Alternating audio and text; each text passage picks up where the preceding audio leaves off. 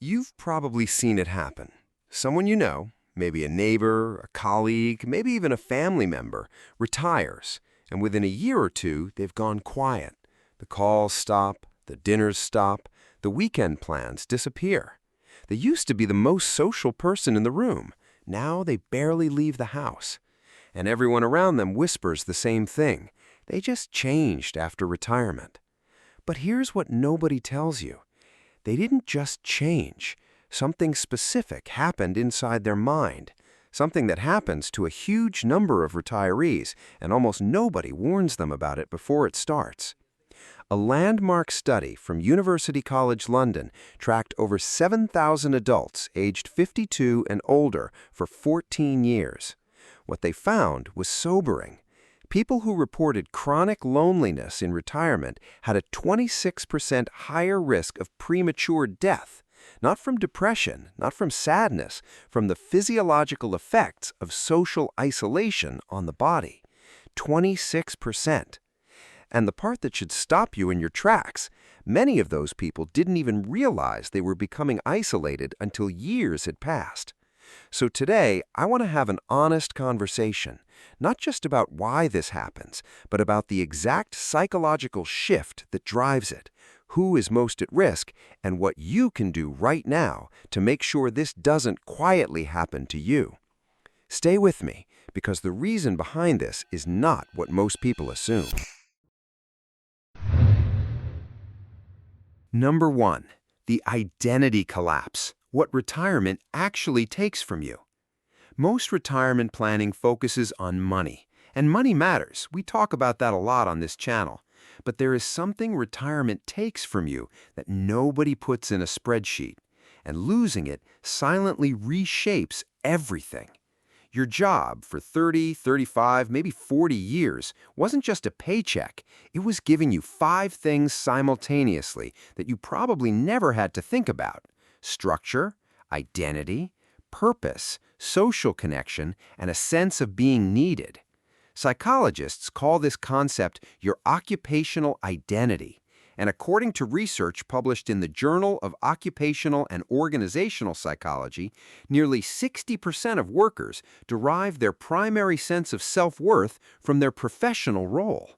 Let that land for a second. 60%. So on the last day of work, when you hand in your badge and walk out of that building, for 6 in 10 people, they're not just leaving a job, they are leaving the clearest answer they had to the question, who am I? And here's where the social withdrawal begins.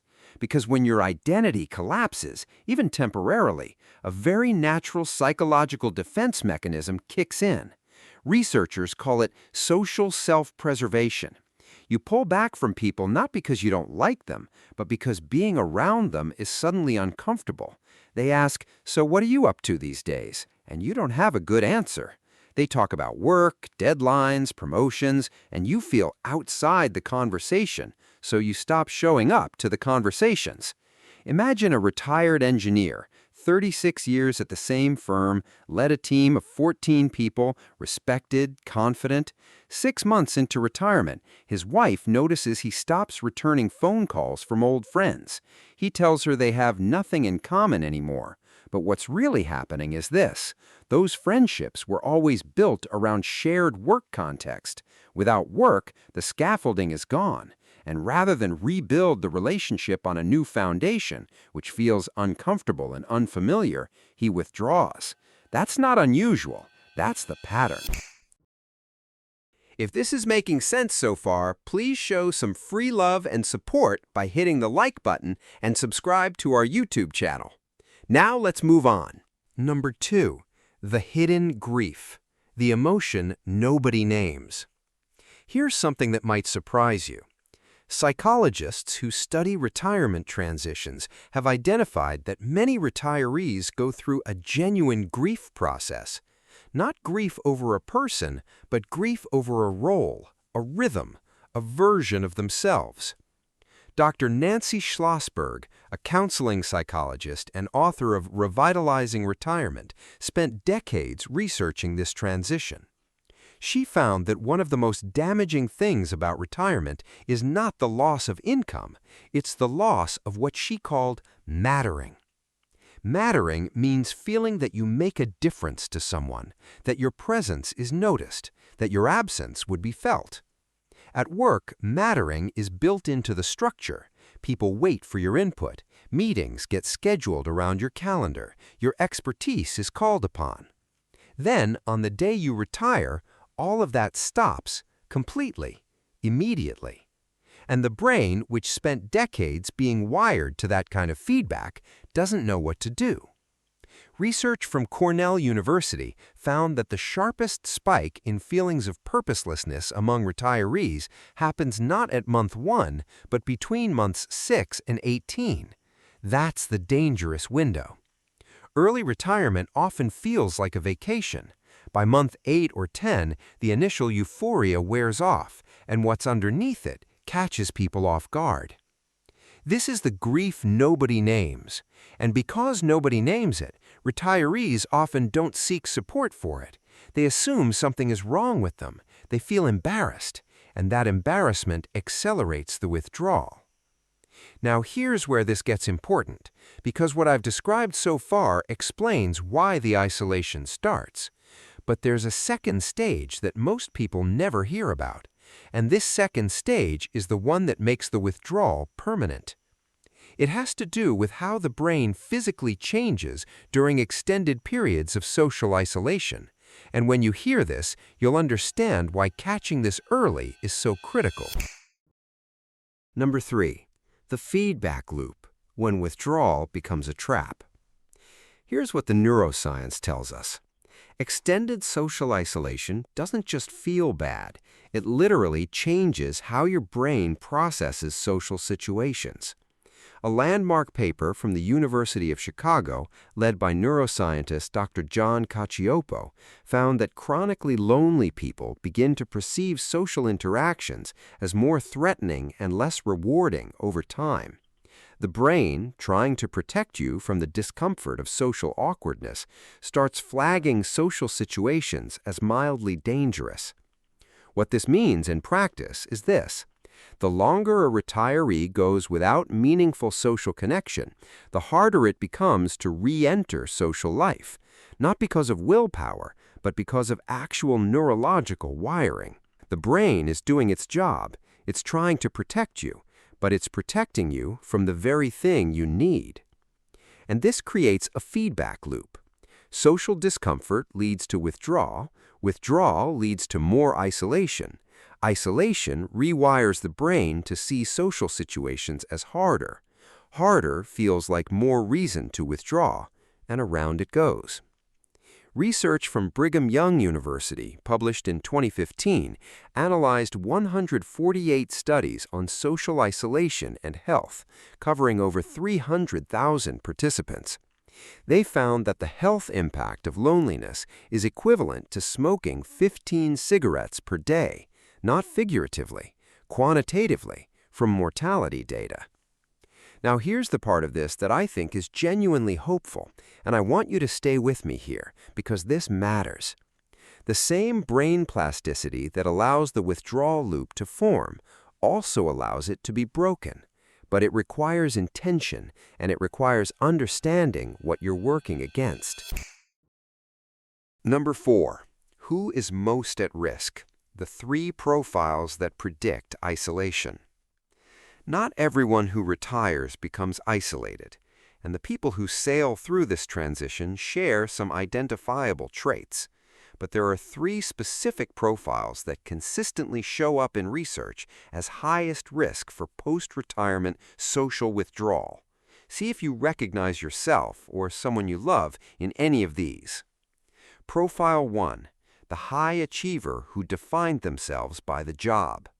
This is the person who worked long hours not because they had to, but because they loved the work, the status, and the accomplishment.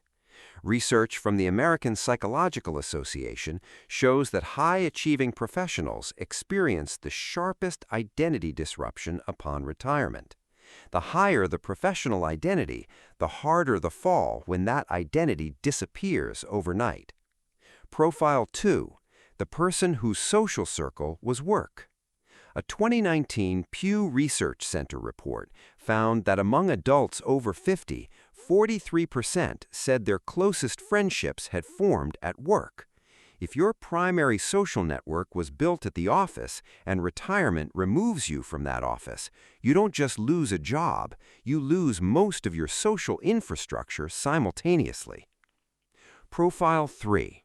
The introvert in an extrovert's job. This one surprises people.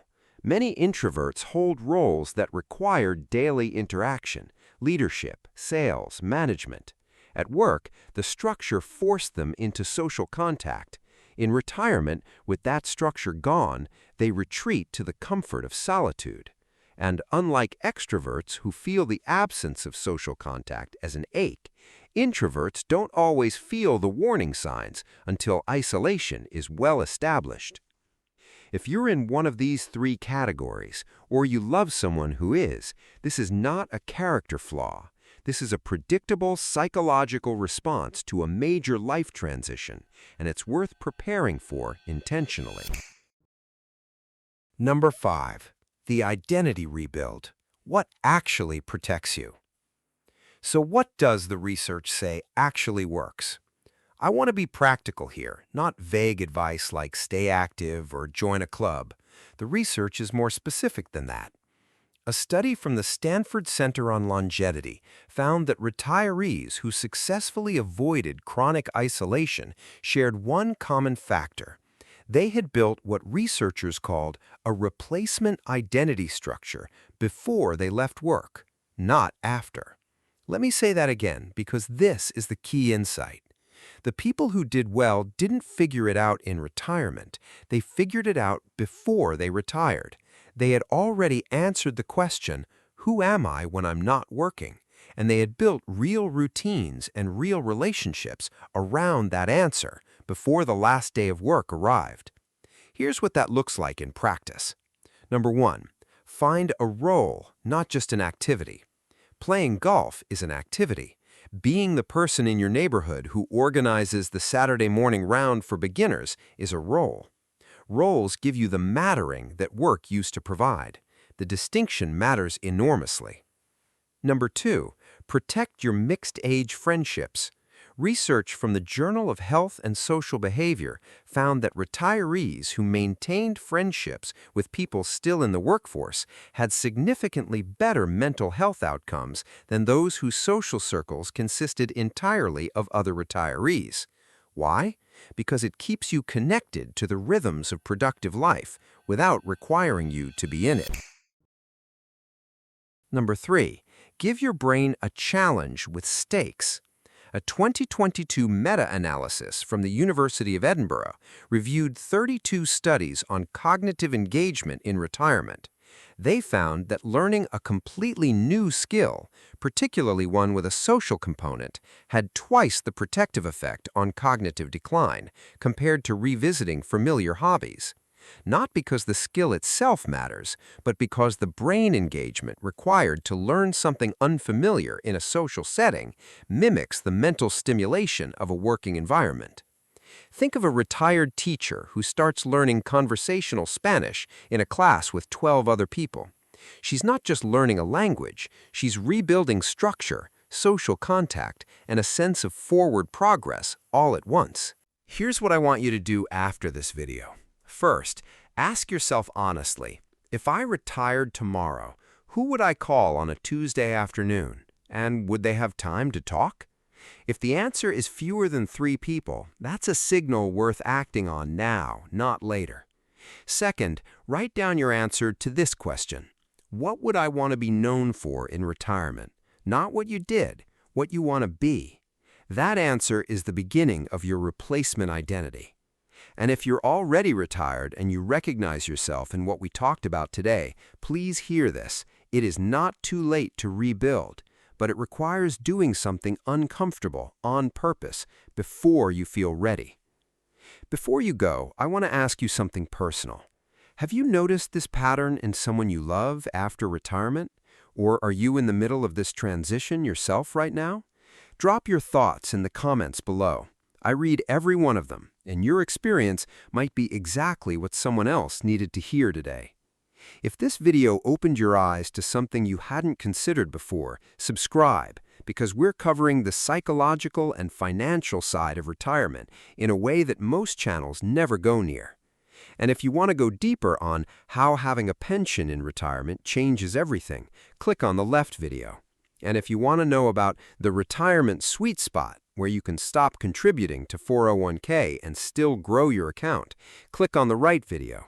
Whichever you choose, I'll see you there.